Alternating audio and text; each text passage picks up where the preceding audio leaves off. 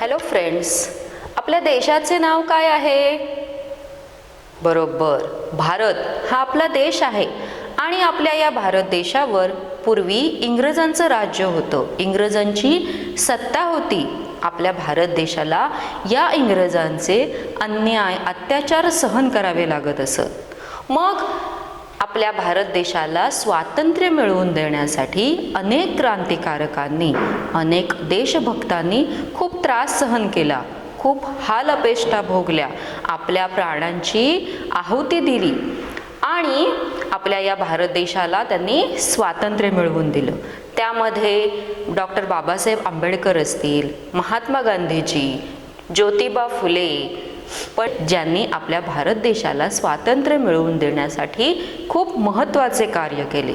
त्याचबरोबर देशाला स्वातंत्र्य मिळावे, देश स्वतंत्र व्हावा यासाठी भगतसिंग, राजगुरू, सुखदेव या क्रांतिकारकांनी आपल्या प्राणांची आहुती दिली, आपल्या प्राणांचे बलिदान दिले. तर मग आज आपण जी कविता पाहणार आहोत त्या कवितेमध्ये आपल्या या भारत देशाला स्वातंत्र्य मिळवून देण्यासाठी आपल्या देशभक्तांनी, आपल्या क्रांतिकारकांनी कोणकोणते त्रास सहन केले, त्यांना काय काय करावं लागलं याची माहिती आज आपण पाहणार आहोत. आपल्या कवितेचे नाव आहे ते अमर हुतात्मे झाले आणि आपल्या या कवितेचे कवी आहेत वि.म. कुलकर्णी. चला तर मग सर्वांनी पुस्तक उघडा.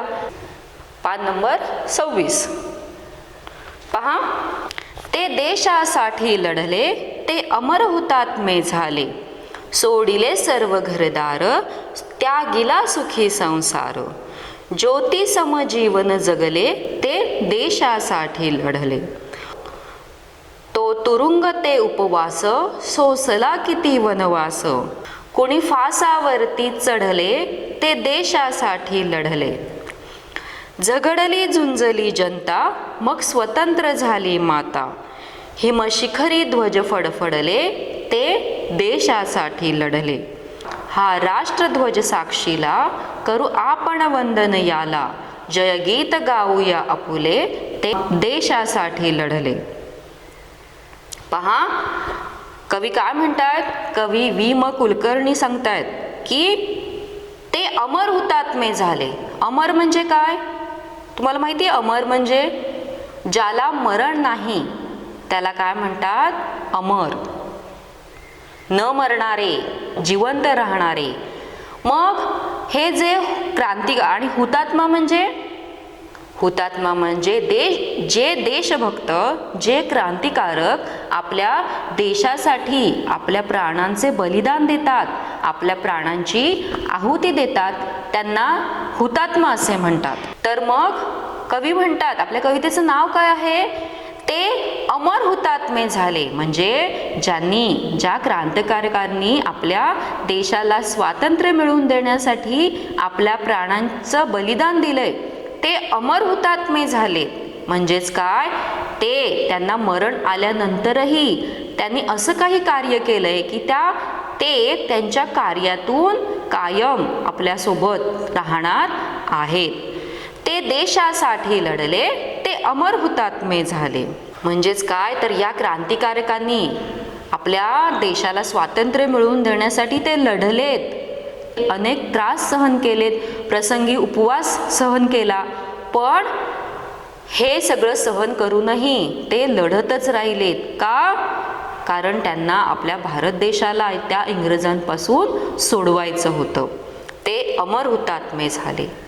ह्या व्यक्ती ज्यांना लढताना मरण आलंय, ते त्यांच्या मरणानंतरही त्यांच्या कार्यातून कायम जिवंत राहिलेले आहेत. पुढे पहा.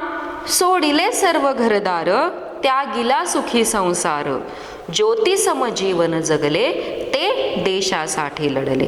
आता या क्रांतिकारकांनी काय केलं आहे? सोडिले सर्व घरदार.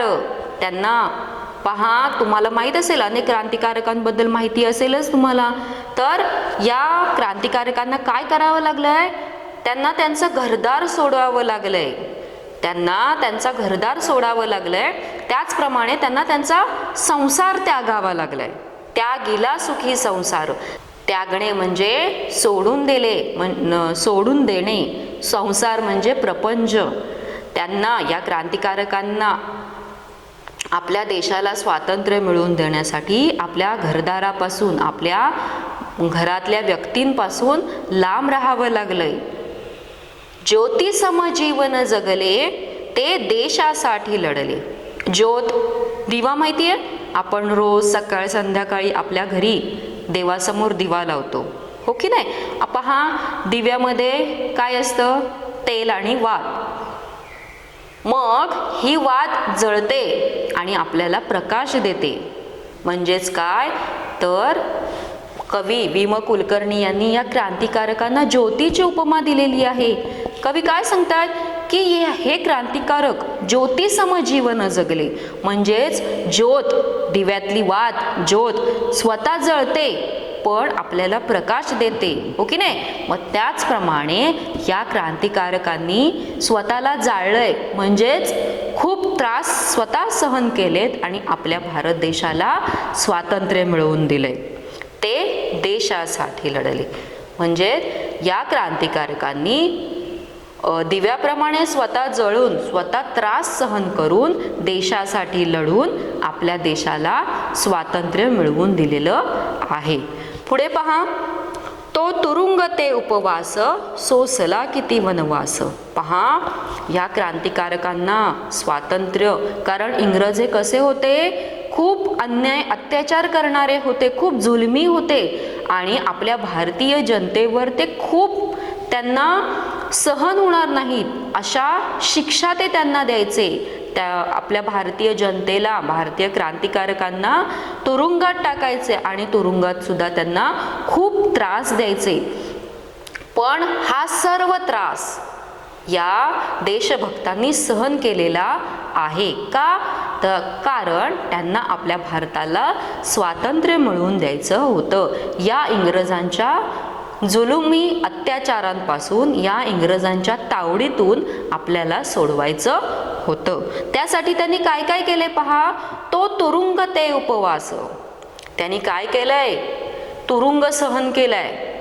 प्रसंगी उपवास. आता पहा, देशासाठी लढतायत, घरदारापासून लांब आहेत, मग त्यांना सर्व सोयी सुविधा असतील का? म्हणजे त्यांना व्यवस्थित खायला मिळत नव्हतं. प्रसंगी त्यांना उपवास देखील सहन करावा लागत होता. पण हा उपवास, त्याचप्रमाणे हा तुरुंगवास सुद्धा या क्रांतिकारकांनी सहन केलेला आहे. सोसला किती वनवास. वनवास म्हणजे वाईट स्थिती. प्रसंगी या क्रांतिकारकांना पहा, देशासाठी लढत आहेत हे क्रांतिकारक, त्यामुळे इंग्रजांची नजर या क्रांतिकारकांवर असायची आणि ते त्यांना काय करायचे? पकडायचे आणि तुरुंगात टाकायचे, त्यांना अनेक त्रास द्यायचे. मग इंग्रजांपासून वाचण्यासाठी हे क्रांतिकारक काय करायचे? लपून राहायचे. म्हणून कवी काय म्हणतात की सोसला किती वनवास. म्हणजेच काय तर या क्रांतिकारकांनी खूप वाईट स्थितीत ते राहिले, खूप वाईट स्थितीचा त्यांनी सामना केला, पण ते लढत राहिले. का? कारण आपल्या भारत देशाला स्वातंत्र्य मिळावे म्हणून.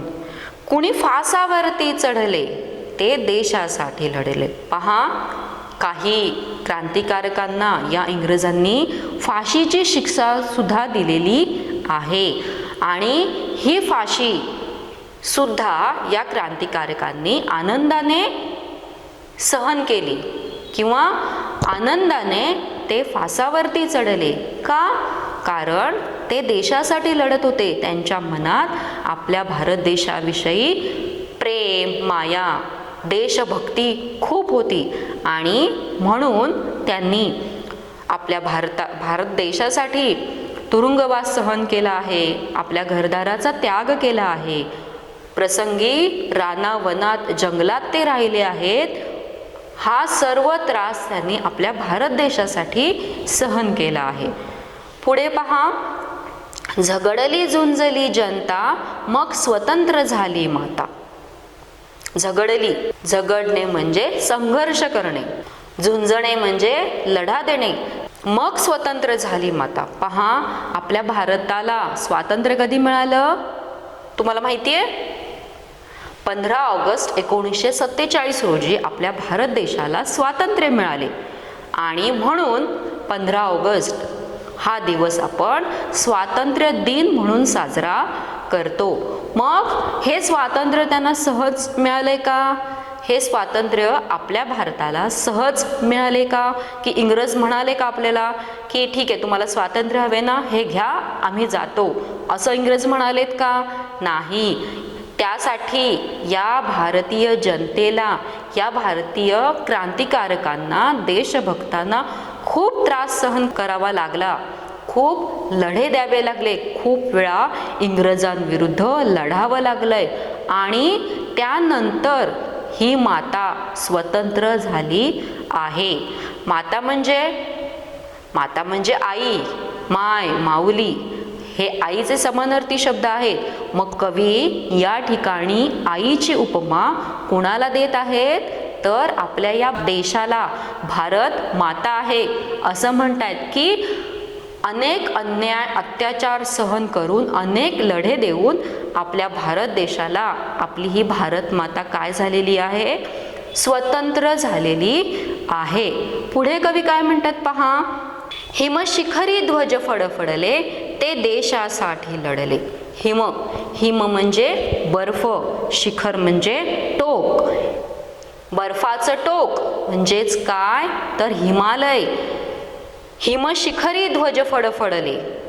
भारत देशाला स्वातंत्र्य मिळाल्यानंतर त्या हिमालयाच्या टोकावर ध्वज म्हणजे झेंडा, फडफडले म्हणजे या क्रांतिकारकांनी खूप अत्याचार सहन करून, संघर्ष करून आपल्या भारत देशाला स्वातंत्र्य मिळवून दिलं आणि हिमालयाच्या पर्वतावर ध्वज फडफडले आणि आपल्या भारत देशासाठी ते लढले आहेत.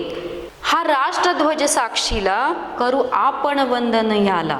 राष्ट्रध्वज, आपला तिरंगा माहितीच आहे तुम्हाला, हो की नाही? मग हा तिरंगा साक्षीला आहे, म्हणजेच हा जो आपला तिरंगा, आपला जो झेंडा आहे, त्याने काय केलेला आहे की तो म्हणजे पहा, सुरुवातीला इंग्रजांच्या काळात आपल्या भारतात आपण हा भारताचा झेंडा फडकवू शकत नव्हतो, पण जेव्हा आपल्या भारत देशाला स्वातंत्र्य मिळालं त्यानंतर तो तिरंगा आपण फडकवू लागलो. म्हणून कवी काय म्हणतात की हा राष्ट्रध्वज साक्षीला आहे की पहा, स्वातंत्र्य मिळाल्यानंतर आपण स्वातंत्र्य दिन साजरा करू लागलो आणि या स्वातंत्र्य दिनाला काय करतो आपण? झेंडा वंदन करतो, हो की नाही?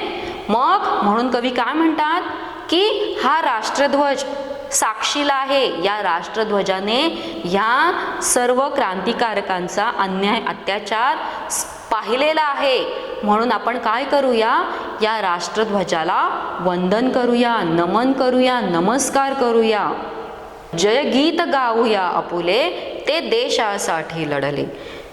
म्हणून आपण काय करूया? जयगीत, जय म्हणजे विजय, गीत म्हणजे गाणे, विजयाचे गाणे गाऊया. कारण आपल्या भारताला काय मिळालेलं आहे? स्वातंत्र्य मिळालेलं आहे. म्हणून आपण काय करूया? आपल्या राष्ट्रध्वजाला नमस्कार करूया, सलाम करूया आणि विजयाचे गाणे गाऊया. ते देशासाठी लढले का? कारण या क्रांतिकारकांनी काय केलेलं आहे? आपल्या भारत देशाला स्वातंत्र्य मिळवून दिलं आहे, ते लढले आहेत आणि आपल्या भारताला त्यांनी काय केलं आहे? स्वतंत्र केलेलं आहे. तर अशा प्रकारे आपण आपल्या या कवितेमध्ये भारताला स्वातंत्र्य मिळावं यासाठी क्रांतिकारकांनी काय काय सहन केलं याची माहिती पाहिलेली आहे.